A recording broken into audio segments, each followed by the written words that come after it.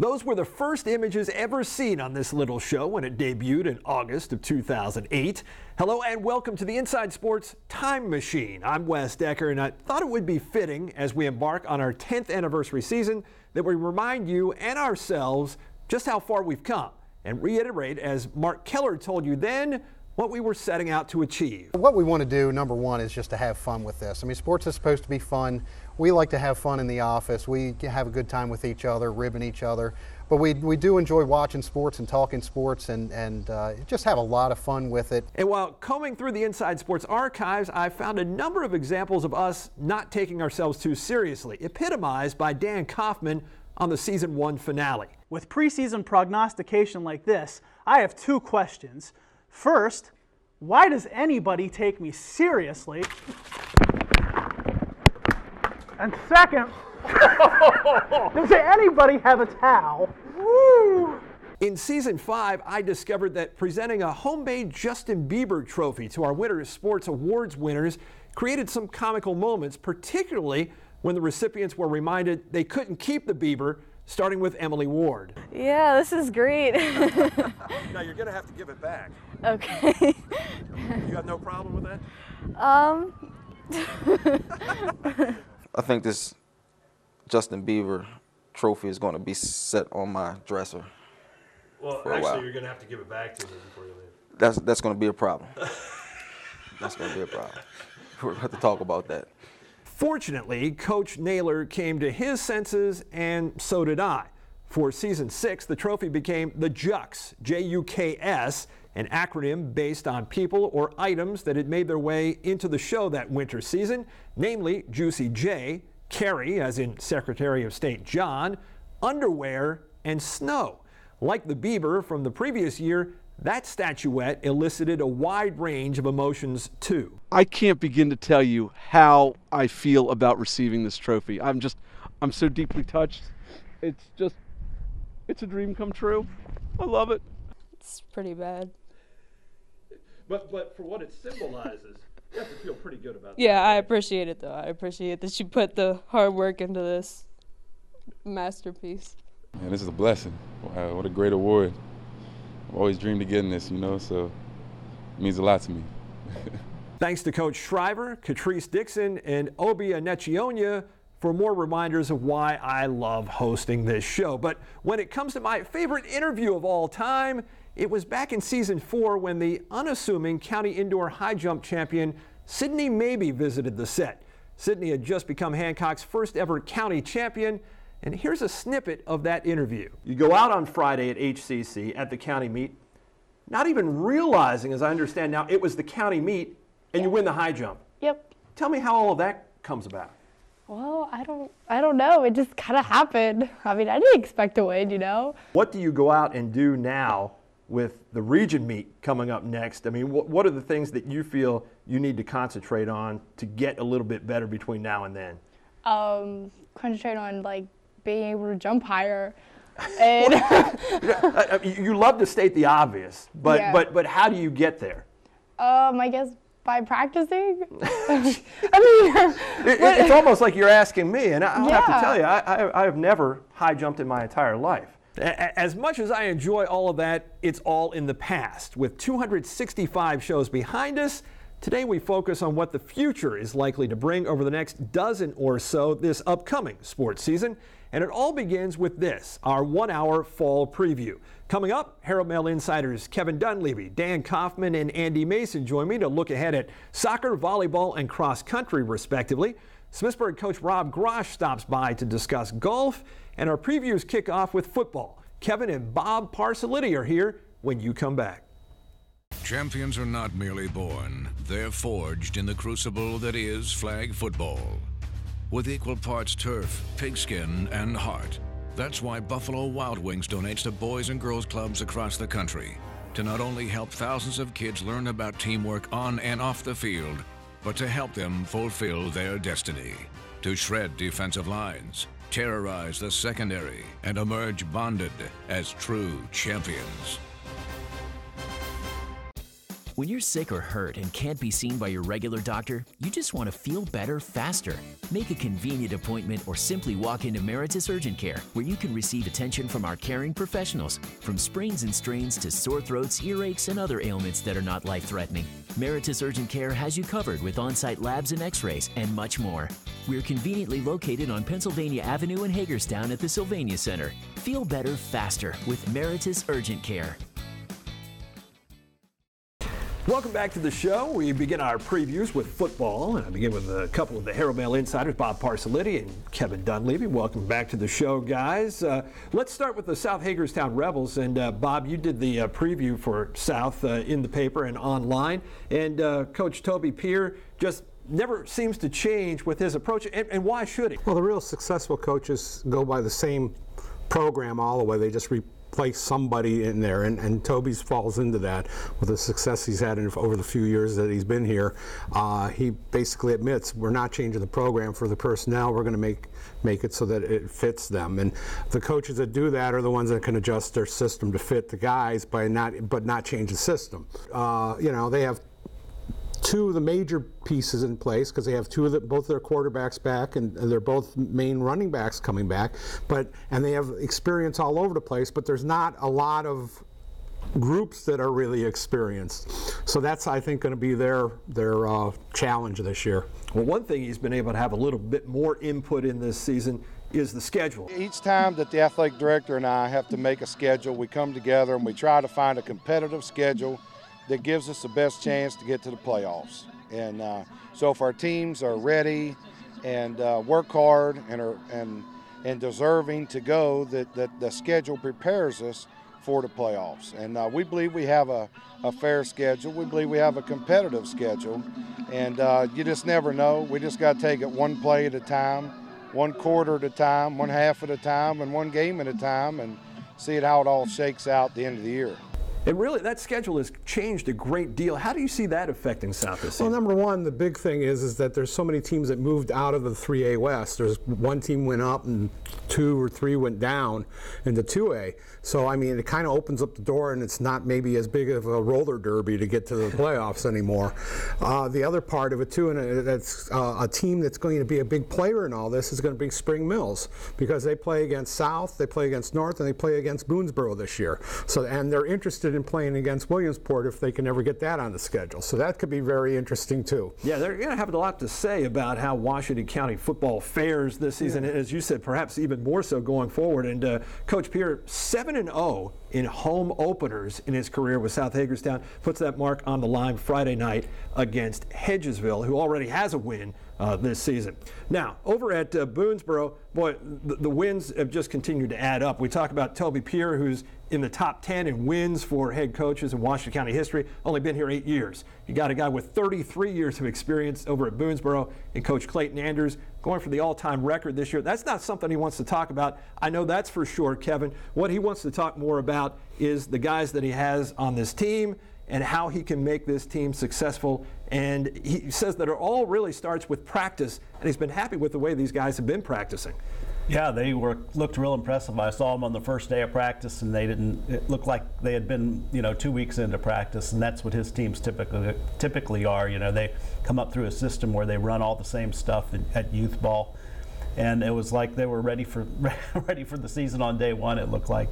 He probably wouldn't agree, but it was pretty impressive, and they've got a lot of good linemen back, and I guess the skill positions will be the question mark. And in talking to Coach Anders, Bob, one of the things that he always says, and I know it's true, but he always wants to talk about 1A football and the lack of depth there and what it could be that could kind of knock this team off track as the season goes along. And again, this year, I mean, Kevin mentioned it, I mean, those 2 big tackles, one of those guys gets hurt, and that changes the entire dynamic. And that's one of the things he fears. He fears about having to move somebody in. He said at one point he said to me something to the fact that, if I get one of those tackles hurt, I get a guy that's 250 to 300 pounds out, and I got to replace with a guy that's 150 pounds. And I mean it's a big difference. Those guys. The thing that'll be the key is if those guys do stay healthy, because he's got a whole new stable of running backs and a whole new quarterback running the show back there. So they're going to need time to do what they need to do in order for them to get a fast start. And Coach Anders knows that it's going to take a little bit of time for everybody to gel. This is very much a work in progress. We've got a lot of young guys. There's a lot of juniors. This is a small senior class. They were small when they came in as freshmen. There were 11 of them. We're down to 9 seniors now, so there's been a little bit of attrition, but that's just a small class. So we've got a sprinkling of sophomores that are going to play. We've got a bunch of juniors that have to play by default. You know, they've got to get ready to go. And we've got a few kids that are here, you know, playing football for the first time that we're just hoping we can get them trained up to play special teams. And if any coach has the knack for finding the right players for the right roles for the right players, it certainly is Coach Anders. And he's been very good in season openers. Boonesboro's won 8 of its last 9 heading into Friday night at home against Catoctin. Now, at Hancock, last year was very uncoached Todd Rupenthal-esque, given that the first several seasons with the Panthers, the coach had certainly had the magic touch. Last year, his team went just 2-8, but he thinks he saw some things, some flashes of brilliance with his team at times last year, but then at other times he saw them kind of give up a little bit. So the coach talked about that, hopes that the experience comes to the fore and makes a difference this season. I mean, last year we were within 2 touchdowns in 8 of the 10 games last year. We lost 8 games, but we were there. When things got a little tough last year, whether it was conditioning, whether it was youth, our compete level seemed to drop also. I think it's a combination of the 3. I hope if our compete level is good, we're going to be okay. We're a year older. We have kids who got experience that would normally not get experience as freshmen and sophomores. And the older kids have been around for 3 winning seasons, 2 winning seasons, some of them. And I think we want to get back to that. I mean, they're working to get back to that. So whether that works out that way or not, I mean, I think we'll be better competitive-wise and just execution-wise because we're older. And Bob, just 9 games on the schedule for Hancock, at least as of right now. I know they have an open date in there, but you know, when it really comes down to it, you talk about them being the smallest school in Maryland, but we have some teams that actually in the county have fewer players than Hancock. Now, Rupenthal has done a great job of building up that program. Well, he knows what it's all about with that size of a school. I mean, he knows that it's got to be fun. He knows it, and he knows that if he can make it fun, he can make it competitive. The thing that's going to be interesting about this team is they're changing their quarterback, and they lose Ian Mann, who was all everything for them across the sporting board. Yeah. Now, you know, they have to fill that in, and basically all the guys that were back from that playoff team, there might be only a few left. So they got a lot to do with guys that have just got, you know, experience, and it's just experience by playing, not really winning. Yeah, he hasn't changed his expectations, though, for the program, and I think you have to admire that, and we'll see how it all plays out. We'll start with Green Street Academy coming up at home on Friday night. More previews to come. We've got 3 down, and we've got 5 more to go. Back with more in just a moment. Want the latest new release movies today? With Movies on Demand, you'll get these titles before Netflix and Redbox. She did something to me. Captain Underpants, you can't actually fly! I take to the sky like an ostrich! What are you? In the name of all that is good, your wrath upon this world is over. Watch the newest collection of movies on demand before Netflix and Redbox. At Hamilton Nissan, we know you've got places to go, so let's travel together. The Nissan Rogue, plenty of room for you, and plenty of room for him. With nearly 40 cubic feet of cargo space, everyone will be using the Rogue for everything, all the time. And on occasion, you'll find an evening for yourselves, and the Nissan Rogue will be right there with you. Hamilton Nissan, let's travel together. Come see us on the Dual Highway. Welcome back. We continue with our football previews with Bob Parsaliti and Kevin Dunleavy. And Kevin, the Clear Spring Blazers last year, I mean, they started the year 2-2, but finished 2-8. Worst team in the county offensively, worst team in the county defensively. Now they get a brand new head coach in Rick Johnson. What does his job entail? It entails bringing a new attitude, I think. I think we saw last year that once they started losing, their spirits really sagged, and you know they were a better team than what they showed. And I think, I think he's going to try to make them more competitive, and even if things aren't going well, I think they'll stay in games longer, and they'll just put a better product out there. Plus, they look a little more talented than they did last year. They got some good young players. I think they'll be able to compete a little better. Well, one thing that Coach Johnson certainly brings to this team is a lot of enthusiasm. After 10 years of being an assistant there, he's now the head coach. One of the biggest things that I've seen, which we're all truly excited about, is just the overall attitude. The overall want to, the amount of pride that these kids are really starting to put into this program. We've seen it not just through our kids, but even the parents, members in the community, different businesses in the community. Everybody's starting to kind of get on board with really wanting to make something special out of this Blazer football program. And everything that Coach Johnson's talking about, Kevin, seems to me that it comes under the umbrella of patience. And sometimes that's much easier as a head coach to instill into your players and those whom you can control. But when it comes to the parents and those on the outside, when they don't see those W's coming in a hurry, sometimes they jump off the bandwagon. How tough a job is that going to be for him? Well, he's established a point system, which is really interesting, and it involves, time spent in the weight room. Kids get points for that. Kids get points for good grades. Kids get points for their parents getting involved in the booster club. It's like and for community service and things like that. So he's really trying to involve the community and get kids to do things, very methodically and always be, thinking football. And Clear Spring starts on the road at St. James on Saturday, but then their next 4 games are at home, so they certainly have a chance to make a little hay right there in their own backyard to start the season. Over at Smithsburg, and Bob, this is hard to believe, that all of a sudden the Smithsburg Leopards are down to 20 players on the roster. Coach Lindsay telling me 19 players and a kicker.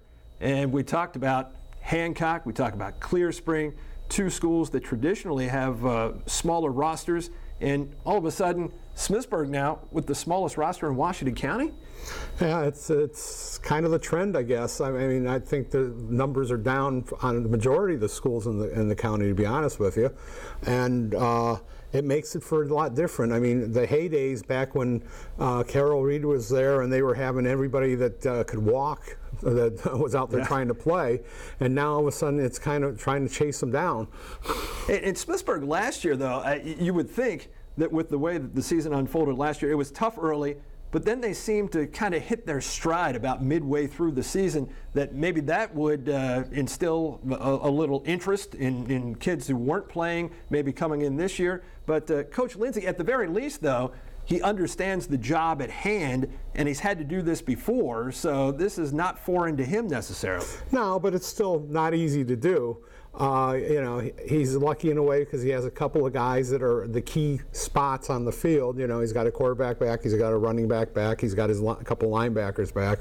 But by and large, there's a lot of things that depend on everything working right in order to win. And for them, they really need to be on the ball offensively, I think, to go places early.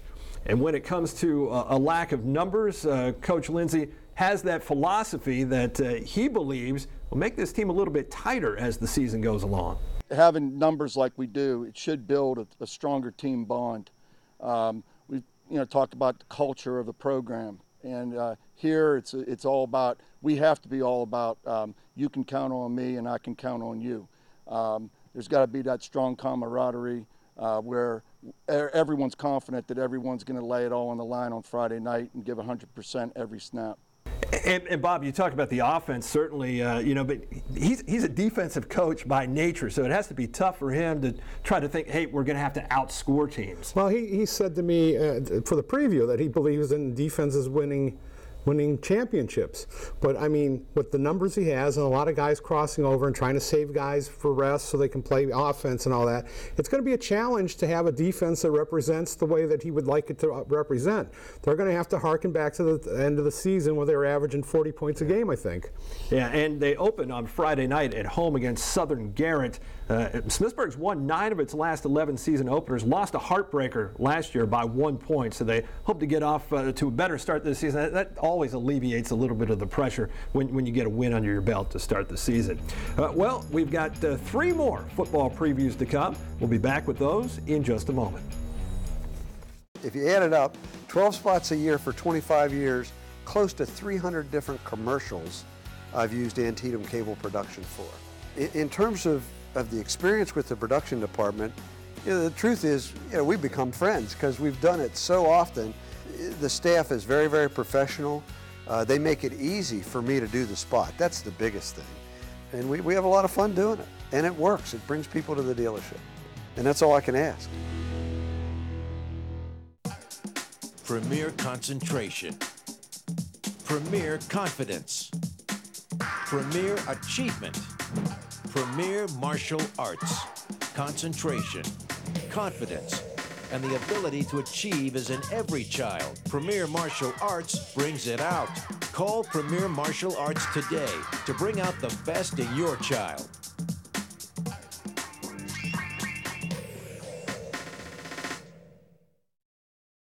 Welcome back to the show. We continue with our football previews now with Bob and Kevin. And Bob, the North Hagerstown Hubs, 2-8 last year, and made some progress with what they were able to do last season, not just in the win column, but I think overall for Coach Greg Staines' program. And now this year, they've decided to change the offense. Well, Greg said that he never really liked the zone offense. He's going to run what he wants to run. So he's going to the wing T, he's going to a power offense. And I think the thing that's going to be interesting this year is A, if they can run it and do it well, but B, right now he's got all the kids that have been in his system his entire tenure. When he came in, he picked up as an interim, and then he had a couple of years, where he was going and he was only partial. Now all these kids should be immersed in what they're doing. It's a step in the right direction. He's got a couple of guys, too, that are guys that are key, that they need to have good years in order for them to have good year. And we'll see what happens. Yeah, the wing T is certainly more of a basic offense than the spread, and it sort of minimizes those things that could potentially go wrong. And plus, you can add some tempo to it. I think Coach Andrews has shown that over at Boonesboro. But when it comes right down to it, when I talked to Coach Staines, we talked about belief. The kids haven't been real successful through the last couple of years, and I think that when they come out and they get confidence in themselves and confidence in the coaching staff, I think it'll go a long way. It's a yearning desire for them that they have to improve each day and come into practice each day to get better. Make steps forward, not steps back. And it's in the locker room, it's showing in the locker room, and it's showing how we come out on the field and prepare. And they'll have to be prepared because Friday night they open at home against Cesar Chavez, and so they'll unveil that new offense in front of the home crowd. I saw them last Friday night against Waynesboro, and they didn't block real well, but I think Coach Staines was still in the process of working on some things, so I think it'll be interesting come Friday night to see just how far the Hubs have come. And they've struggled in their last 3 opening games. They've only scored a total of 8 points in those 3, and they've lost all 3, so to get off to a good start certainly would be important. Over at St. James, last year, just a tremendous season for the Saints. 7-3 overall, but I mean they scored point upon point. I mean there wasn't anybody that seemingly they couldn't match points with. But coming into this season, Coach Rutt sees guys who have graduated, who have been keys to the team. But last year, to me, still, and we're talking about what's going to happen this year. But with Cole Menas coming in last year at quarterback in place of the injured Tyler Raymond. With Raymond back this year now, this offense, as good as it was last year, with John Mechie still there, they've got some weapons. And Raymond is a guy who certainly can get the ball to whomever that Coach Rutt decides to put out there on offense. Well, when I talked to him, he was saying, we lost this, we lost that, we lost this. He goes, but it's kind of hard to feel bad about it all because we got Tyler coming back, we have this guy coming back, we have this guy coming back, and I think on paper they're probably have the most talent of any team that we have out here. They have a lot of guys back. They have a lot. I think the thing that's going to be the interesting part is they have Jalen Anderson back at running back, and he was a big plus because they gave him a running game. But now with Tyler at quarterback, the passing game changes. They're not going to have to power the ball, which was what Cole did. He was able to be a fullback basically at quarterback, and it's going to be there's going to be far more options on the offense because of the way Tyler throws the ball. And having had such a good season last year at St. James, Coach Rutt addresses that heading into this one.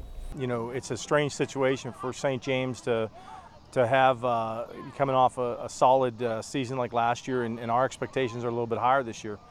We lost 3 very, very good quality players, 2 of which are playing in college, and it's hard to replace not only their on-field performance but also their leadership. And I think what we've talked to the kids this year is that you know, last year is last year. We have to step up, and these kids need to write their own legacy. We've got a solid group of kids back. We've got some new young faces, and it's a matter of putting the pieces together. And at St. James, putting those pieces together, it's kind of interesting because as much as the talent is there at the upper end, I mean, there are certain players who will play before the season's over that at many schools might not even see the football field. I mean, that's what is so interesting about the makeup of a football team at St. James. Well, you know, they're in the same boat with a limited number of guys, and they start later because all the guys aren't around. So, I mean, you know, they're all moving in. But, you know, again, he's got a good basis of talent in the skill positions, and he's got guys back, and he's got a couple of guys that are good linemen. So, and they got a kicker back, and, you know, so, I mean, they got everything they need. And, you know, you're right about the expectations. I mean, he told me, you know, it's about time we won the MAC, you know. So, you know, they got high expectations because this is the team that they think they could do it with. I mean, I don't think they'll say that, but, you know, they have a lot of guys there that are going to do a lot of things. Yeah, it certainly makes sense. St. James has won 8 of its last 10 season openers, started home on Saturday afternoon against Clear Spring.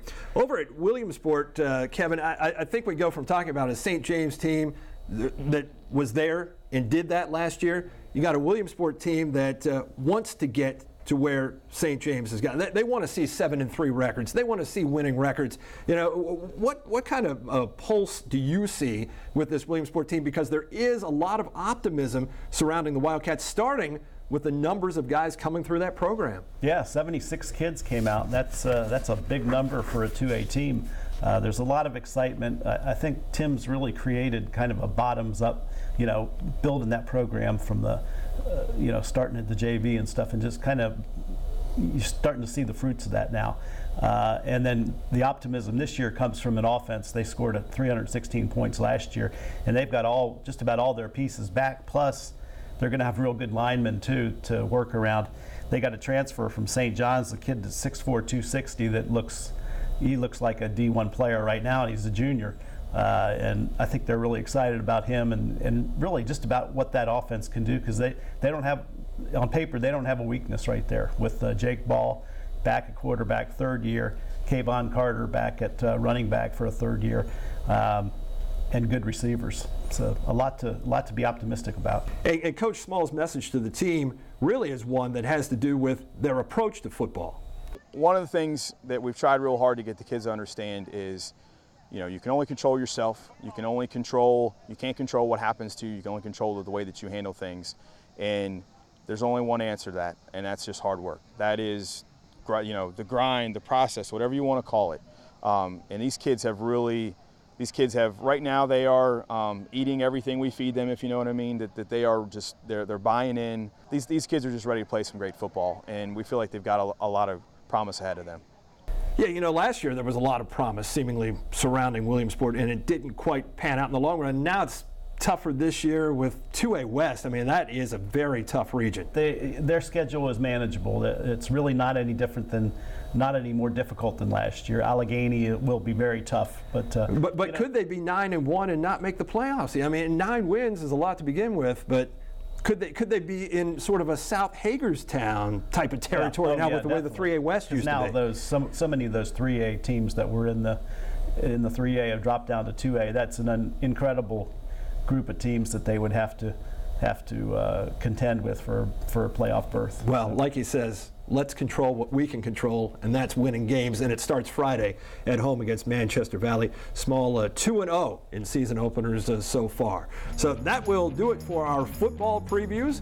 I'm back right after this. Next up, we'll take a look at volleyball. Dan Kaufman joins me for that in just a moment.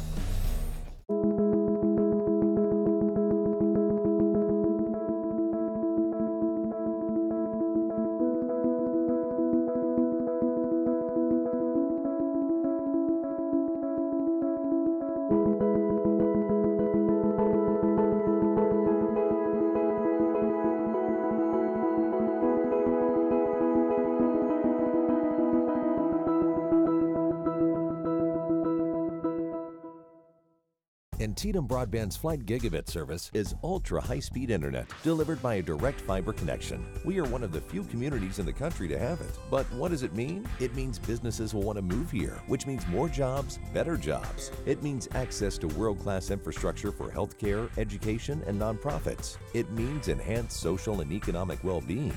That's why it won the 2017 Leading Edge Award from the Chamber of Commerce. Flight Gigabit from Antietam Broadband, changing how people connect.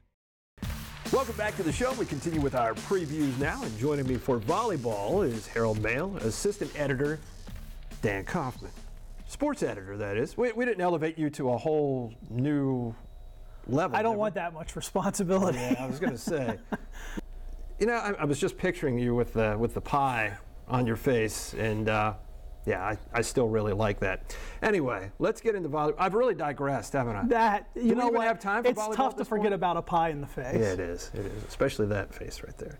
All right, volleyball. The Smithsburg Leopards. I mean, could they be any more loaded coming back from what they did a year ago and the year before that and sort of the year before that? I mean, 7 of the last 8 years. Yeah. I mean, on paper, I really believe, and I was thinking about this for a month or so now, I think this could be the best Smithsburg team since the Sarah Rochelle days in 2009, 2010, when they went back-to-back undefeated seasons.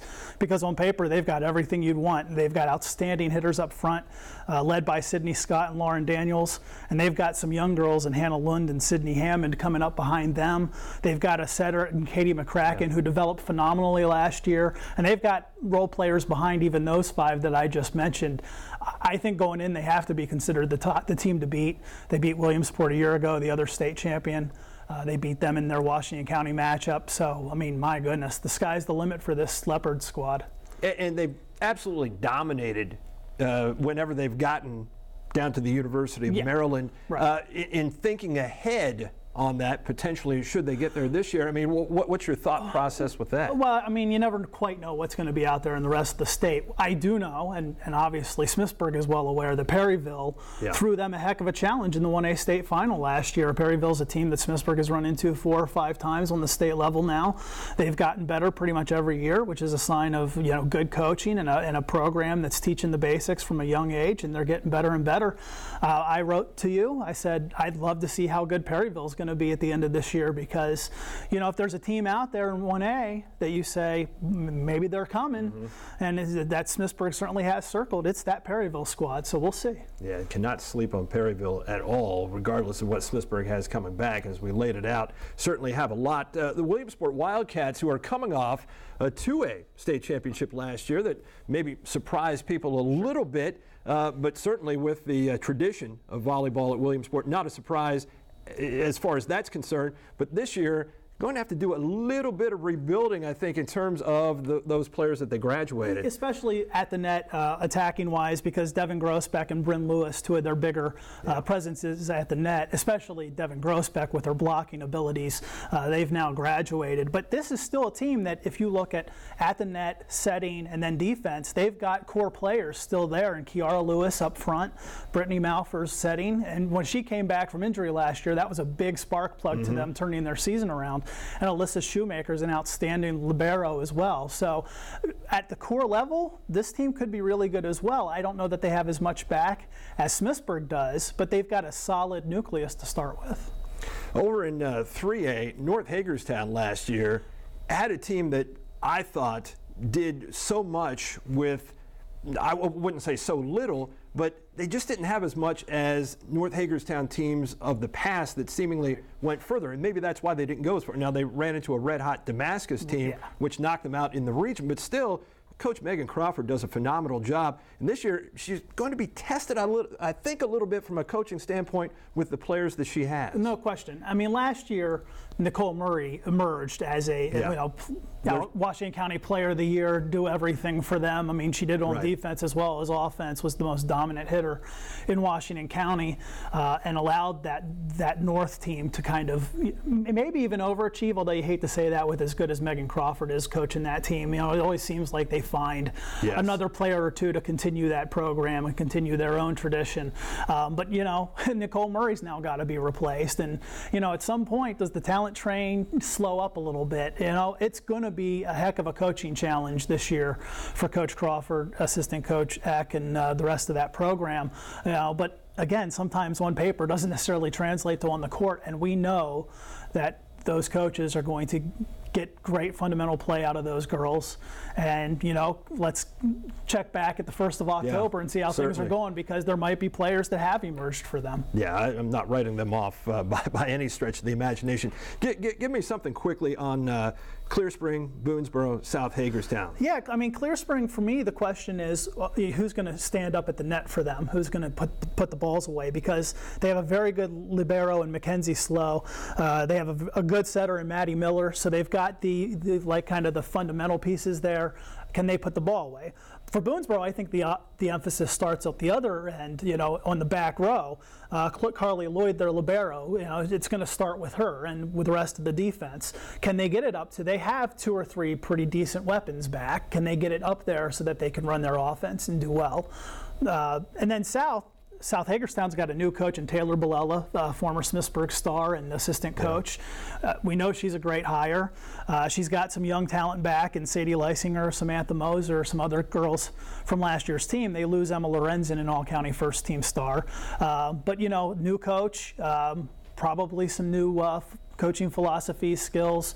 I think everybody's excited to see where the South team goes. Yeah, I think optimism running high there, and as far as the private schools, certainly Heritage Academy looks to be at the top of the heap, and Michaela Hoy, certainly a Player of the Year candidate there, and we'll be watching it throughout the course of the season. Thanks for setting it up for us, Dan. Not a problem. Way to spike it down. See the volleyball vernacular here. That's what it is. I'll be right back. We're going to shift gears to soccer. Kevin Dunleavy joins me for that in just a moment. Champions are not merely born. They're forged in the crucible that is flag football. With equal parts turf, pigskin, and heart.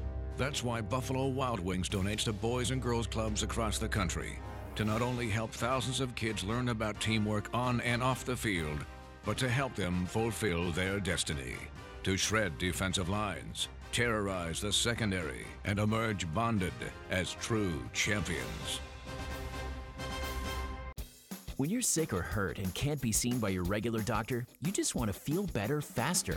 Make a convenient appointment or simply walk into Meritus Urgent Care, where you can receive attention from our caring professionals, from sprains and strains to sore throats, earaches, and other ailments that are not life-threatening. Meritus Urgent Care has you covered with on-site labs and x-rays and much more. We're conveniently located on Pennsylvania Avenue in Hagerstown at the Sylvania Center. Feel better faster with Meritus Urgent Care. Welcome back to the show. Our previews continue now with soccer, and joining me for that is Herald Mail insider Kevin Dunleavy. Welcome back to the show once again, Kevin.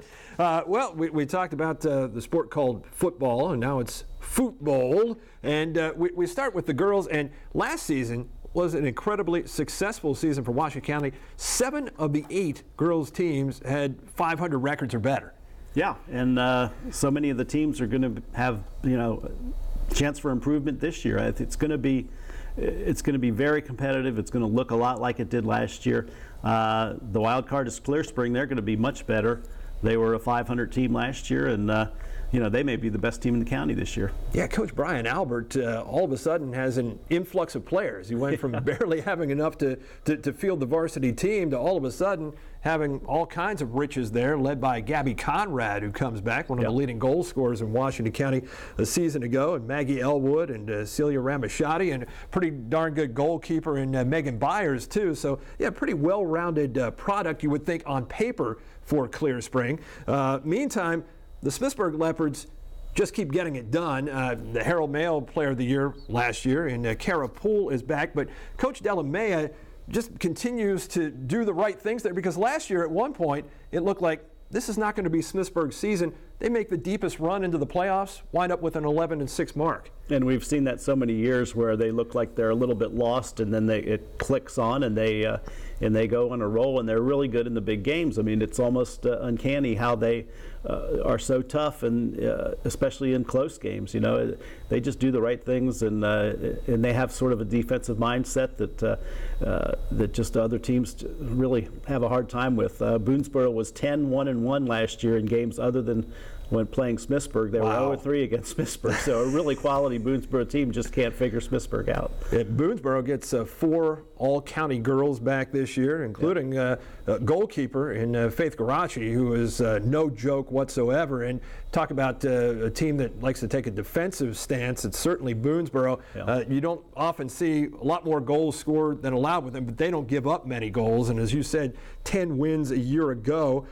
Williamsport was 14-3 last year, and maybe the one team that potentially could regress just given all of the graduations. They get Inside Sports Player of the Year, Taylor Neff back, but I talked to Taylor, who tore her ACL back at the beginning of a basketball season on Saturday. She said she's about 80% right now and saw her first real action in a scrimmage on Saturday. So we'll see what that's going to be like for her. But another big loss, Mackenzie Dudley is out. It looked like she was going to be an heir apparent there from a scoring standpoint, but Elena Palomar's back. Going to have to replace Madison Gaines in goal. Boy, she was tremendous last year. This is a Williamsport team that only allowed 2/3 of a goal per game last season. I mean, that is a stingy defense there. So we'll have to see what Coach Bodner kind of conjures up there. Over at North Hagerstown last year, Kevin, I think we believed there was a lot of promise when the season started, and it didn't quite play out that way. Now, North, as the CMC, the Central Maryland Conference, gets underway, we'll see a lot of opponents that they've seen previously. Doesn't affect them a whole lot. They were 8-7-2 last year, but Maddie Foltz in goal had to make a ton of saves, 140 last year. But man, they have got some offensive players who could certainly get the job done. Yeah, Lexi Pate and Allie Getz, 2 all-county players the last 2 years. Plus, now they're joined by 2 girls from West Virginia, Alexis Dell and Jillian Dell, a freshman and a senior that may step into the lineup and do a lot for them, do a lot of damage. And now they've got some pieces on defense now that are back for a second year, which they didn't have last year. That'll help Maddie Foltz out, and Maddie Foltz is she's better prepared this year. She went through a shoulder surgery after last season, and she wasn't quite herself last year. I expect her to be, what she was in her sophomore year, which was a, lights out goalie. Yeah, Coach Alshire has to be excited about that group. South Hagerstown last year, I wanted to mention, 0-15, only scored 4 goals, but I saw them in a scrimmage against Goretti, and I know it was only a scrimmage, but they scored 2 goals in that game, and they look like they're ready to compete this season. We'll see if that transfers over to the regular season. Speaking of Goretti, Goretti last year, 15-3, kind of flew under the radar a little bit. Yes, they graduated Michaela Solomon, the leading scorer in the county, but they get Victoria Baker back this year. Over on the boys' side, Clear Spring 14-3-1 last year. Inside Sports and Herald Mail Player of the Year, Jarrett Lozich leads that team back. There was no stopping him last year. Just an incredible goal scorer, and they still have some pretty good pieces there that looks like this could be a pretty good team again this season. Yeah, and the big player they get back now is Dalton Myers, who had the same back problem that Jarrett had earlier. He was out last year with surgery on his back, and he's a dynamic player. They believe he'll be the same sort of threat that Jarrett is, which you pair that with Connor Michael leading a defense. He's a 6'6" kid that has, that really is kind of a force, given his size and athletic ability in the back. And then you've got Williamsport and Boonesboro. Williamsport certainly has been ahead of Boonesboro the last several seasons, but Boonesboro has a real good goalie coming back. Mm-hmm. Williamsport with some excellent pieces there, led by a great goalie and Billy Wood, Ryan Bowman in the midfield. Over at St. Maria Goretti, when you go outside the public school realm, James Searcy, every time he steps on the field, it seems like if the ball touches his foot or his head, it's in the net. Last year, he led the county in goals with 26. and he had 63 points as a sophomore, so it's going to be fun to see what he can do for an encore after that season. But no public school county soccer tournament this year because of the CMC. That's going to take a little getting used to. It was always so much fun to see those teams vie, and by the time they got to the championship, some strange things happened sometimes, but it was always fun. So to see that go away is a little disappointing, but there will be a championship coming up at the end of the season, the CMC title. So we'll see if we can bring one back to the county there for the boys and or the girls.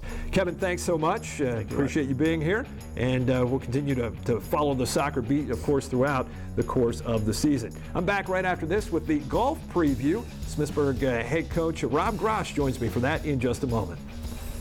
Want the latest new release movies today? With Movies on Demand, you'll get these titles before Netflix and Redbox. She did something to me. Captain Underpants, you can't actually fly! I take to the sky like an ostrich! What are you? In the name of all that is good, your wrath upon this world is over.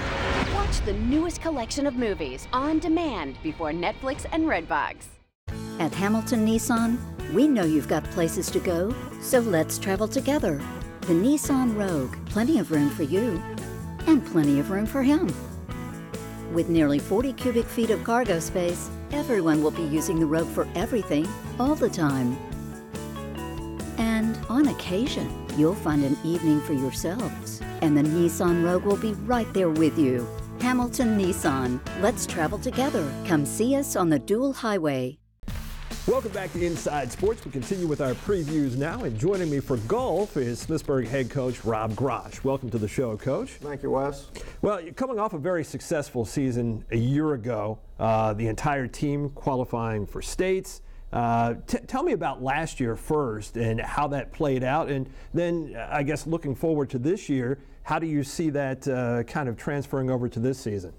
Well, it was great. We struggled the 2 years before that. We'd only missed it by 2 shots and 3 shots, so you just never know till you get there. And everybody came through with a big day, and it was just great. It made the whole rest of the year a piece of cake for us, because that's the biggest day we have is the district qualifying. And with golf, the season is already underway as we do our preview today. So what have you learned from this season so far? Obviously having to replace some key components from last year. Right. We're struggling a little bit in 3 through 5, but I think we're still the team to beat in the county. And like I said, we'll have 6 matches, and counting the first day of school, 7 matches in before kids even get back in school. So our season's about half over when school starts. Certainly one of the big names, if not the name that people know from the county, is 2-time Inside Sports Golfer of the Year, Brett Bale. How has he looked to you as he begins his senior season? Brett always looks good, and this year at States there'll be a 1A, 2A champion too, instead of just an overall individual champion, so he should be the favorite to win that too. He finished 4th last year at States. He was tops among 1A golfers there. I know his goal last year was to get into the top 10, so clearly this year it has to be shooting as high as you can shoot. Right, I would think he's the overall favorite for that 1A title, 1A, 2A title. And talk about some of the other golfers on your team. Certainly we know the name Mark Nee from last year. Yes, we played last night. Mark actually shot 2 under for his round on the front 9, so he had 34, which was good. And Wyatt Roof is a good steady player. Like I said, we just need to get someone in there at 3 or 4 to pick up those last couple shots for us. And the Leopards have won 2 of the last 3 county tournaments. Certainly, I would think would be the favorite going into this season because of the overall foundation of the team itself. Right. We're not as strong as we were last year, but we're still strong. So I would say we're still the favorite. Over at North Hagerstown, Spencer Baker and Ben Gazzola, a couple of seniors there that certainly should factor in as this season unfolds for the Hubs. Right. We played them earlier this year, and they both had good rounds. Spencer started off his round with an eagle, so they have good first 2 solid players anyway. And Will Stowey, a guy who qualified for states last year from South Hagerstown, looked like he's a guy who really wears his heart on his sleeve. You can tell how he's playing when he's out there, but a great season last year as a junior, and certainly the guy that the Rebels will hang their hat on. Right. Will's a great kid, and we mess around with Will a lot, but Will's a really hard practicer. He's out there all the time practicing at Yinglings and things like that, so he should do well too. Boonesboro has Jordan Rao, and they actually have a pretty good nucleus overall in terms of experience. Now, as far as players who will be able to card those low scores, that might be a different story, but certainly Jordan is the guy that you look to at Boonesboro, I should say. He'd be their number one, and then they have a large squad, so they can probably maybe by the end of the year get everybody worked in there, and who knows. And interesting at Williamsport this season, Ryan Crabtree takes over as head coach there, a guy who came up through the ranks of Washington County High School golf, just won the Waco tournament not too long ago. So I guess we'll see if that transfers over to coaching. You know a little bit about that, being a golfer and then taking over as a coach. What's the difference between being a player and then being a coach? I know you're not allowed to do a whole lot as a coach. Yeah, there's not a lot you can do as a coach, so it's just keeping the kids positive, and they all pretty much have their swings coming in, so it's just trying to having them manage their game so they can get the best score they can out of their round. And one surname that we'll be hearing associated with golf all season long started last year at Broad Fording, the name of Reeder. 3 guys there who have been just tremendous. Josh, who is just an 8th grader, won the Junior Cup at Fountainhead Country Club not too long ago, actually besting his brother Noah Reeder there, who was among part of the field. Noah was the lowest scorer last year in the county on average. But Coach, certainly appreciate you being here, kind of set the table for golf this season, and best of luck with your Leopards, and we look forward to following them throughout the course of the season. Okay, I appreciate it. Thanks for having me, Wes. I'll be back right after this. Andy Mason joins me. We'll talk cross country in just a moment. If you add it up, 12 spots a year for 25 years, close to 300 different commercials I've used Antietam Cable Production for. In terms of the experience with the production department, the truth is, we've become friends because we've done it so often. The staff is very, very professional. They make it easy for me to do the spot. That's the biggest thing. And we have a lot of fun doing it. And it works. It brings people to the dealership. And that's all I can ask.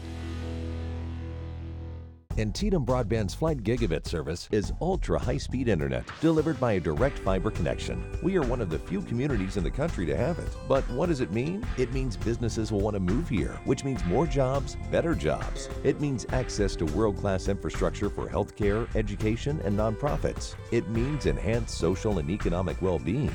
That's why it won the 2017 Leading Edge Award from the Chamber of Commerce. Flight Gigabit from Antietam Broadband, changing how people connect.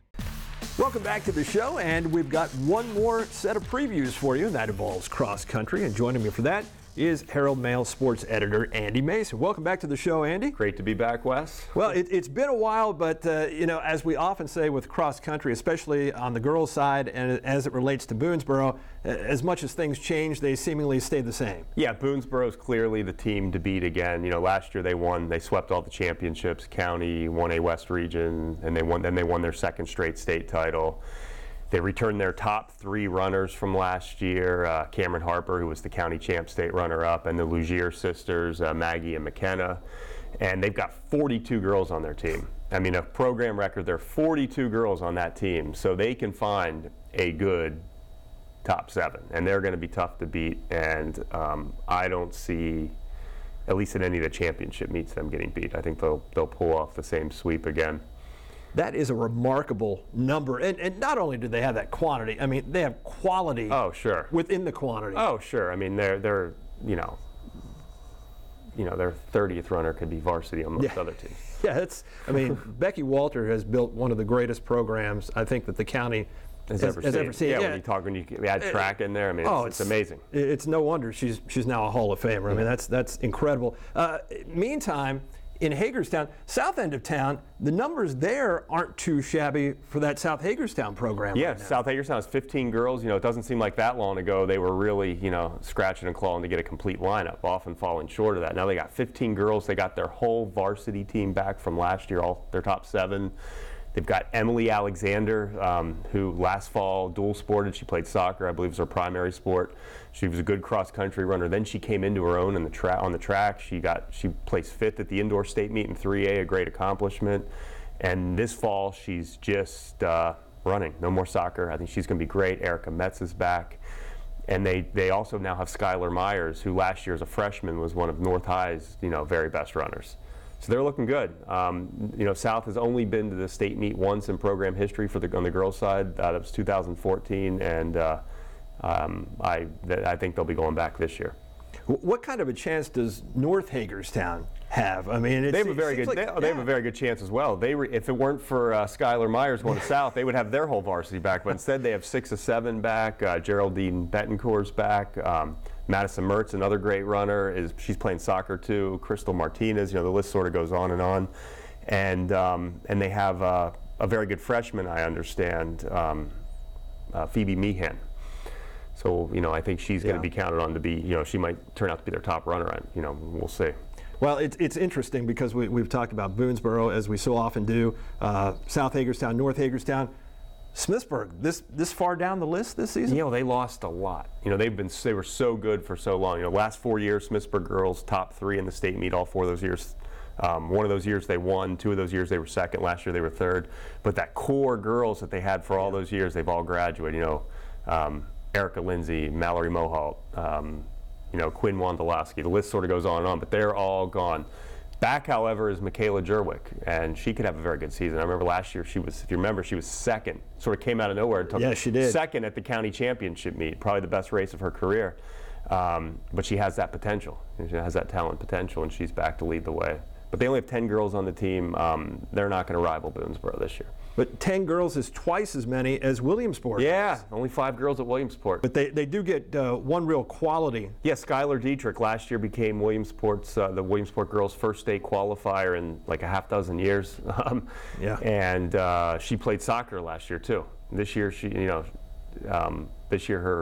not playing soccer. Her focus is on cross country. So she'll get back to at least should get back to the state meet. And Clear Springs seems to have big aspirations. How realistic are they to potentially get back to states? I don't know enough about the whole 1A West. We'll see. I just don't. You got to finish in the top half at the 1A West championships, and right now I just don't know enough about what's farther west of us. Sure. But they could do it.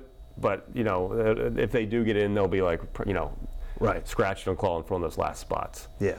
Over on the boys' side, I think in the county, you can really boil it down to 2 teams this season. Yeah. Boonesboro, the 4-time defending county champion, they return a bunch of great runners.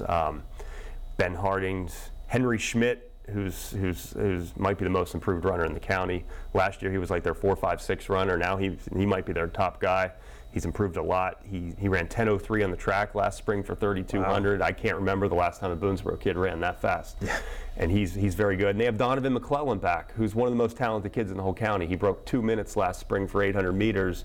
He's just a junior. Doesn't seem to me that his heart's totally into cross country. I don't think, he could be a great cross country runner if he wanted to be, and maybe he will decide one day he wants to be. But he's a great runner, tons of talent. He'll contribute there. They have a huge team with 27 kids. They'll be strong again.